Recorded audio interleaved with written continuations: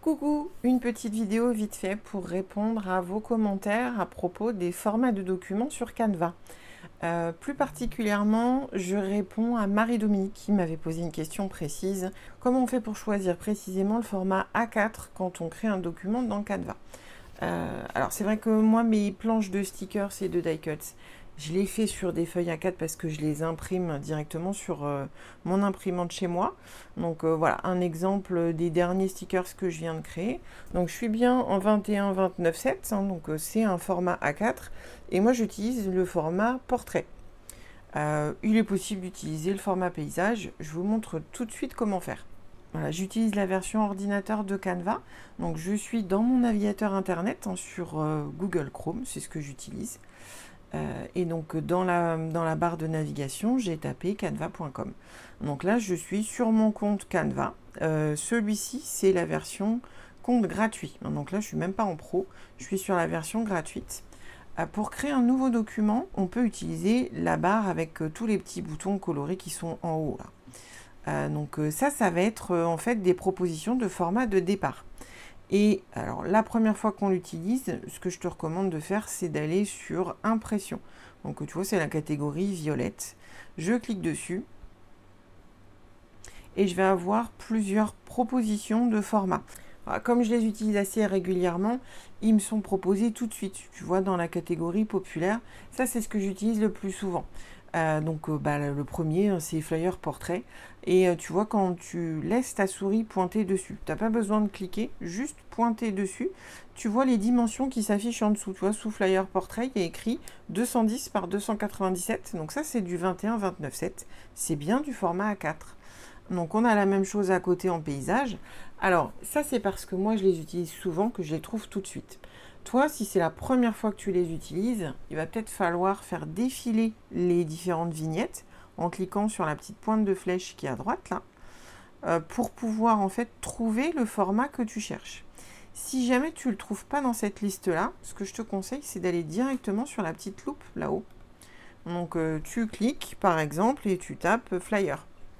Ça va te donner toutes les sortes de flyers que tu peux créer. Et dedans, il y a le format.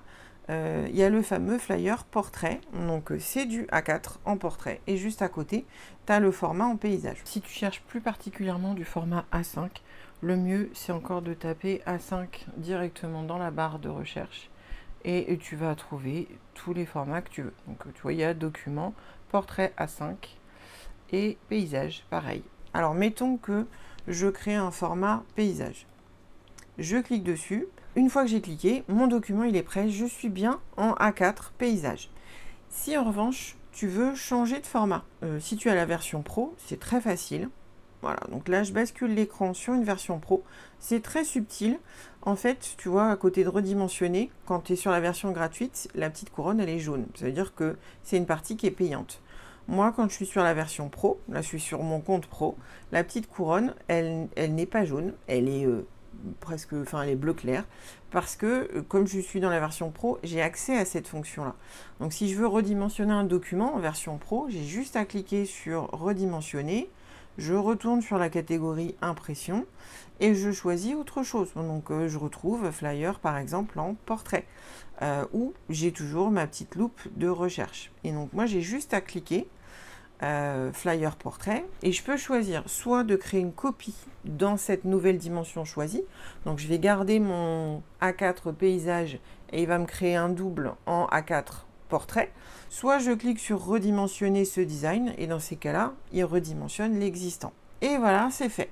Par contre, toi, si tu es sur une version gratuite, donc là, je rebascule mon écran sur mon compte gratuit, tu peux pas faire ça parce que quand tu cliques sur redimensionner, ça te propose directement d'essayer gratuitement pendant 30 jours la version pro. Mais après, c'est payant. Donc, pour les versions gratuites, la seule possibilité, c'est dès que tu te rends compte que le format n'est pas bon, tu supprimes le fichier et tu en recrées un autre dans le bon format. Donc pour le supprimer, tu vas aller sur Fichier en haut de ton écran. Donc tu cliques sur Fichier et tu vas presque en bas sur Déplacer vers la corbeille. Voilà, on supprime ce fichier-là parce qu'on n'en veut plus. Ça te remet automatiquement sur l'écran d'accueil avec les petits boutons qu'on a vus au départ. Et donc on recommence. Impression. Et cette fois, on choisit Flyer Portrait. Voilà comment je crée toutes mes planches de stickers et de die cuts.